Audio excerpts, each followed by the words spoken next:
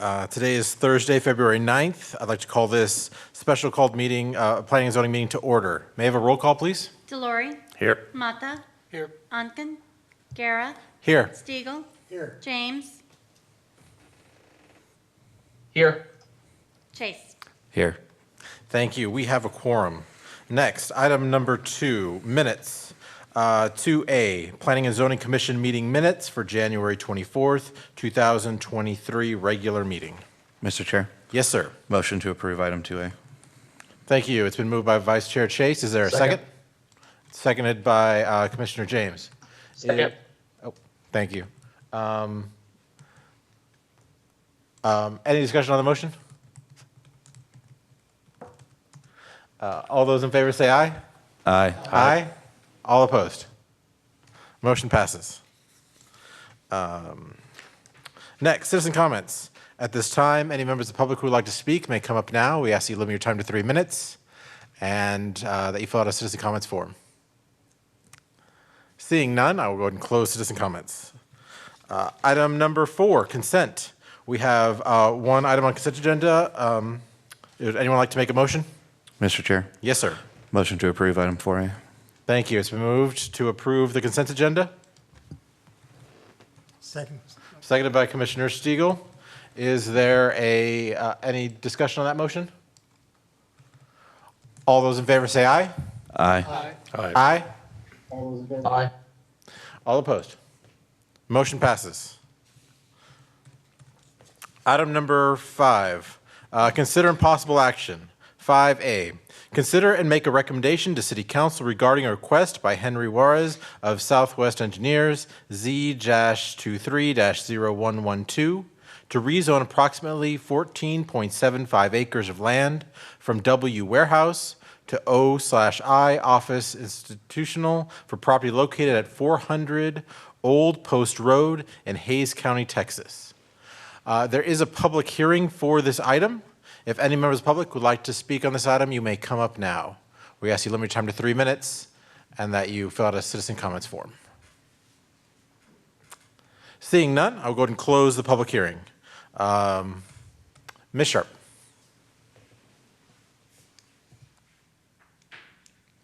All right, Kayla Sharp, City Planner for the record. Let me just share my screen really quick. It was showing it was on. Can you hear me? Yes. Okay. Okay, so this is a little bit of a unique zoning case. So this is located at 400 Old Post Road, and it is an existing church, and they are wanting to, I guess a little bit of background on why they're seeking this rezoning. It is a church, and they are wanting to expand, and churches and places of worship are allowed in any zoning district. That being said, they have to follow the regulations of the zoning district that they're in, and the warehouse zoning does not allow them to expand in the way that they need to, primarily with parking. And so the office institutional is what they're requesting, as it allows them to add the parking that they need to accommodate the expansion of the building footprint. So this is currently zoned warehouse, and they're requesting the office institutional, which allows for, there are some specific uses allowed in the office institutional. And then for the comprehensive plan, the property is split with the regional node and the new settlement district, both of which allow for office institutional. So it is compliant with the comprehensive plan. So it has city water and wastewater. PEC is the electric provider.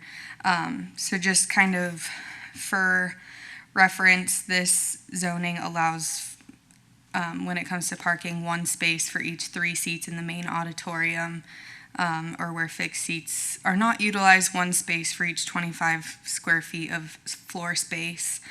And so this will allow them to expand and have adequate parking for their visitors and church members. This is compliant with the comprehensive plan, and we ask that the Planning and Zoning Commission recommend approval of this item to council. Thank you. Are there any questions for staff? Okay. And when it comes to zoning changes specifically, what they will be doing is not necessarily what we should be considering. It is any allowable use in one zoning versus any allowable use in another zoning, correct? Correct. So say the church were to leave and redevelop as something else, it would be anything that's allowed in office institutional. Okay, Would absolutely. be allowed. Thank you. Any other questions for staff? I did see that, I think cemetery was an allowable part of that zoning, is that correct?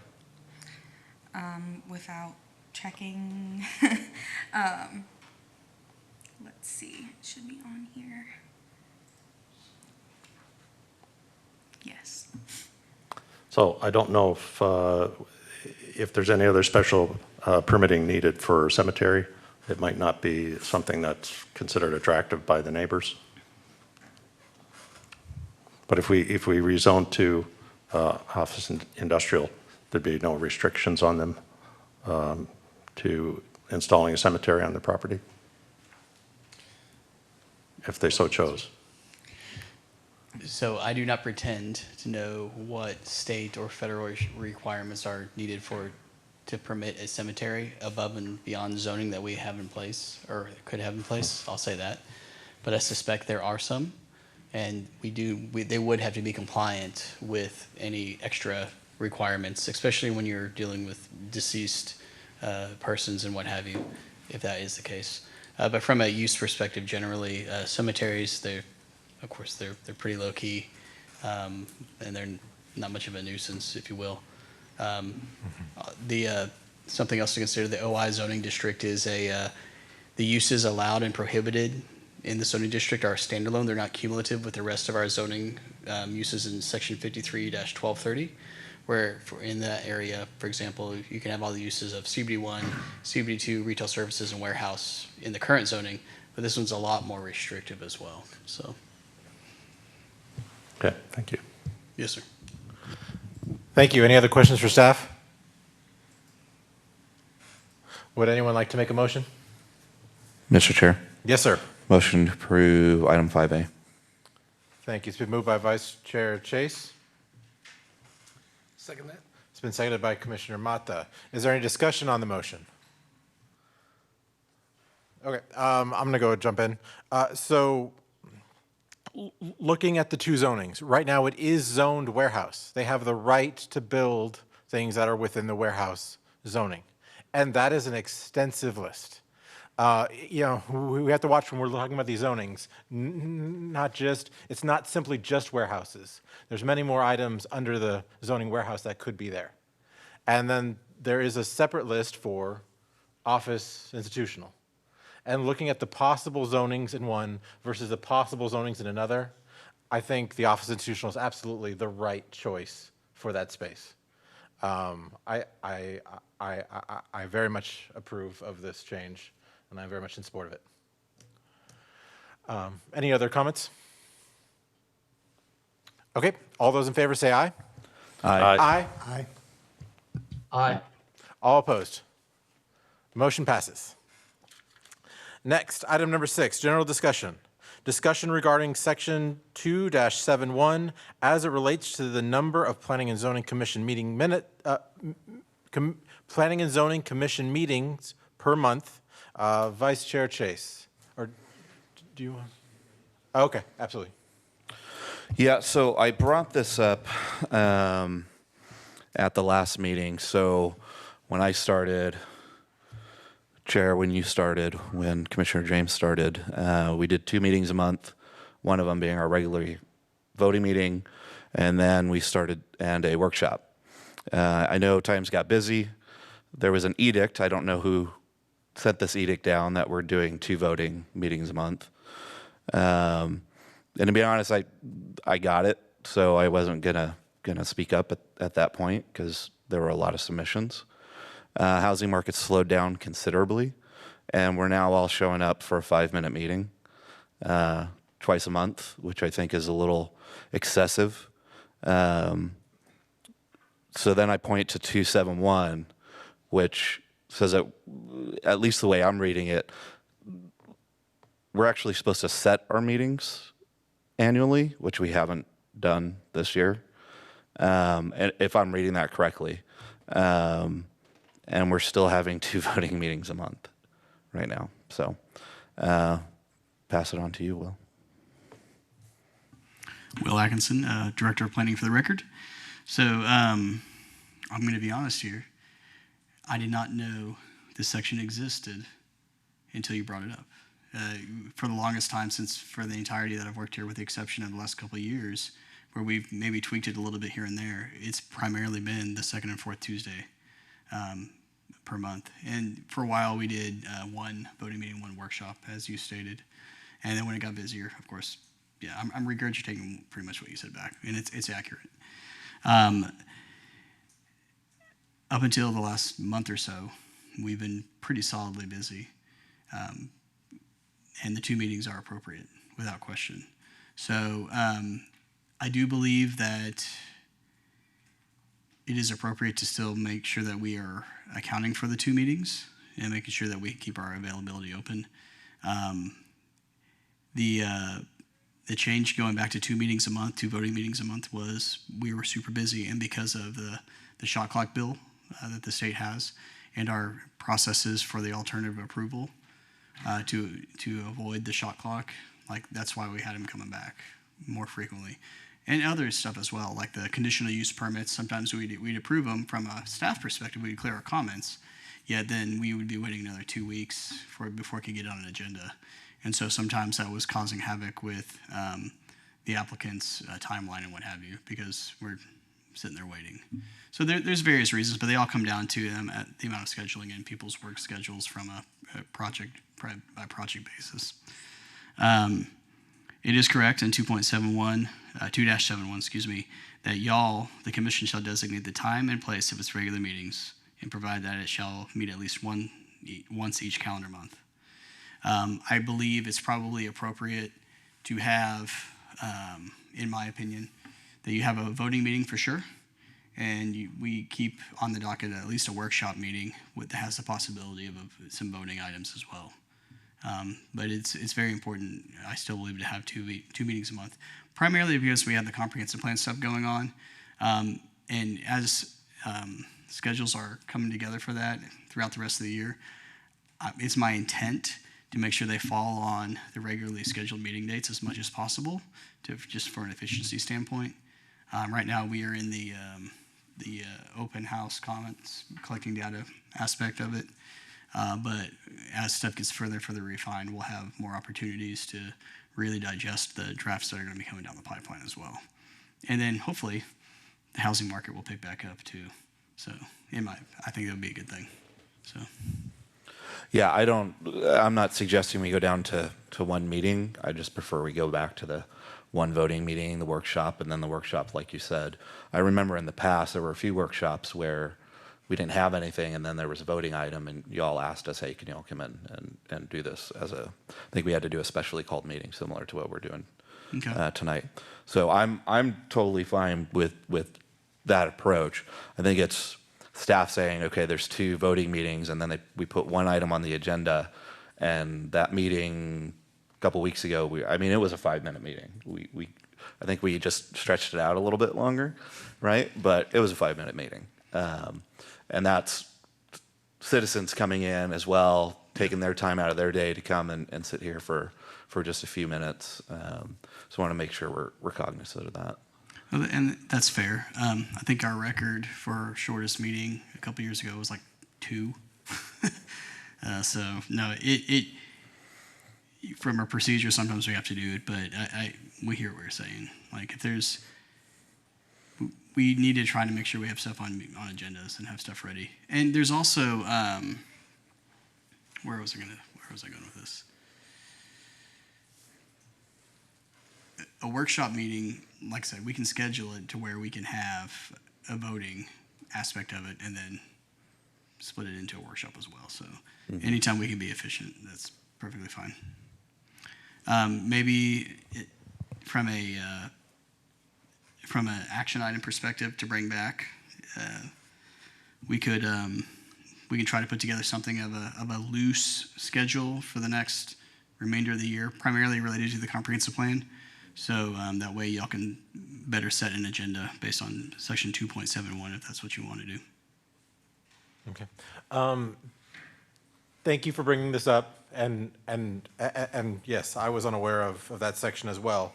Something I would like to see going forward is when, annually, such as when we do vote for a chair or vice chair, we also have this discussion. Just quickly, do we agree with this? We have, just so we can make sure that we're meeting that 2-71 each year. But I definitely agree with you bringing back something just like that would be fine with me. Okay. Cool. Anything else? All right. I have- Yes, please go ahead, Commissioner James. Please go ahead, Mr. James. I think one of the things that kind of came up when we dropped the workshop as the main part of that last meeting was that we weren't really having as many requests sent to you for workshops. So if we're going to talk about wanting to move back to them, what do you need from us as a commission to make sure that there are enough workshops to fit those things? There we go. Got the mic working. I think from a schedule of events perspective, if we're going to have workshops or have something on the agenda for the workshop, a big chunk of it's going to be comprehensive plan based. Unless there's some other items that y'all are just absolutely adamant about bringing forward before we do the comprehensive plan and finish that up. I would like to limit those things to some extent, but if there's just something that desperately needs our attention, we can have those on the agenda as well. Because I know there's, in the last several meetings over the course of the last 3 to 6 months, there's been items here and there that y'all have requested as well that need to be on there. And I believe I have a complete list, but I might also request that y'all confirm as well. Send an email our way, just in case. Thank you. All right, good. We will move on. Item number 6B, discussion only regarding Planning and Zoning Commission requests for future agenda items. Does anyone have any items you would like to see on a future agenda? Okay, I got one. So there are some, I'd like to talk about the permitted uses in certain zonings. I'd like to have a discussion about that, hopefully our next meeting, not necessarily the one, I'm sorry, not the meeting next week, but the one at the end of the month or early on. I just want to talk through a few of these permitted uses and see if they are in the correct zonings or if we'd like to make recommendations to change. Is that specific enough? Okay, thank you. Do you want it just for section 53-1230, or do you want, there's other zoning districts that are kind of have standalone uses as well? Oh, right. So not all of them are in here. Correct. Like, for example, OI. OI or was one of them. MXD, You are correct. um, Okay, so no, all just, zoning I want us to be able to have the general discussion about permitted uses in specific zonings. Is that, just in the zoning districts is probably, yes. Okay. Yes, permitted uses in our zoning districts. okay. Thank you. Yes, Commissioner DeLore. Yeah, I'd like to have a discussion about Municipal Code Article 5, Section 41-147, which is parkland dedication. So we saw another, this Emma Park subdivision again, smaller one has 0 green space in it. And that's because they're permitted to do that under our current municipal code. Just to sum that up, that particular provision says that developers pay a parkland fee, $600 per dwelling unit, and they also have to pay a park development fee. In lieu of those, a developer can pay for parkland, 1 acre per 75 units, and also can, instead of the park development fee, they can construct park improvements. But also part of this is council says that it has to be an area of 5 acres or more. They won't declare a park 5 acres. So I think I'm not looking for a code change at this time, but I'd like to have a discussion about that to what we think parkland in subdivision should look like, given that there's a lot of young children and all of that. The way that this is structured looks like all the money is going to our park development fee, and our parks get developed, and that's great. But I think there also should be green space in subdivisions, and we maybe should talk about how we get there on that. This is also one of the mandates of our of the discussions that we've pulled in on the comprehensive plan so far. People want more livable spaces. So I'm not looking again for a code change, but I would like to talk about this particular code and maybe just have a discussion about what would look better for subdivisions. How do we want them to look? Does that make sense? Okay, thank you. Okay. Are there any other items you'd like to see on a future agenda? Okay, we will move on. Item number 7, staff report. Staff report by William Atkinson, Director of Planning. Still on, okay. The biggest ones coming up, we have, I'll just start with the immediate one. Of course, y'all know it, but immediately following this meeting at 7 o'clock, we are having the Impact Fee Advisory Board. That's y'all plus another member from the ETJ. It's going to be a handful of meetings over the next 2 or 3 months relating to that. We have to do it every 5 years to assess if we need to update our impact fees for water and wastewater service. Monday, the 13th, so next Monday, from, thank you, 6 to 9, we have a combined Planning and Zoning Commission and City Council meeting workshop related to future land use policy and what have you related to financials for land uses. I kind of said that awkwardly, didn't I? But that's okay. The first half of it's going to be an open house workshop that the citizens can come and go and just enjoy, kind of see the exhibits and what have you, and so we can get input from them. And the second half, for an hour and a half, is going to be the combined workshop with y'all and council. Our team's going to be here, but there'll be a big table set up around here where you and council can sit here. And if we have room, we'll sit at the table too, but we're probably going to be sitting right here in the chairs. So we'll be having that. And then on Wednesday, the 15th, from 12 to 3, we have a open house at Kyle Station, Fire Station number 2, right across from the Hampton Inn on Button Creek Road. Just to get the word out from a comprehensive plan, we want people to come for those who are only available during the day. The entire citizens, they're allowed to show up, but it's specifically for that time frame. And then for the same subject matter, we're having 4 simultaneous open houses around the city from 5 p.m. to 8 p.m. on the same evening of the 15th. It's going to be at Barton Middle School, here in the council chambers at City Hall, Tobias Elementary, and Science Hall Elementary as well. So there's going to be 1 staff member and 1 member for Unity at each location. So feel free to pick and choose which one you want to go to if y'all want to attend, but they'll all have the same subject matter. And then once again, we're going to have on the 23rd of February, so 2 Thursdays from now, if I have that accurate, here at City Hall, we are going to have our last open house for the Downtown Master Plan draft. We want everybody to show up from across the city, but we did do a dedicated focus on outreach for the downtown area. We sent out letters. We put up the yellow signs that you probably saw around the perimeter. We've got a social media. We want people to show up and provide input. There's going to be a couple printed copies of the draft master plan as it currently stands, and then we'll get some more input and what have you, and go from there. So that's. And it's also online on the planning department's website. So. The downtown website. Yep, the downtown. So that's all I got. Thank you. Item number 8, adjournment. I would like to make a motion to adjourn. Second. Thank you. It's been made by myself, seconded by Commissioner Stiegel. All those in favor say aye. Aye. Aye. Aye. All opposed. We are adjourned.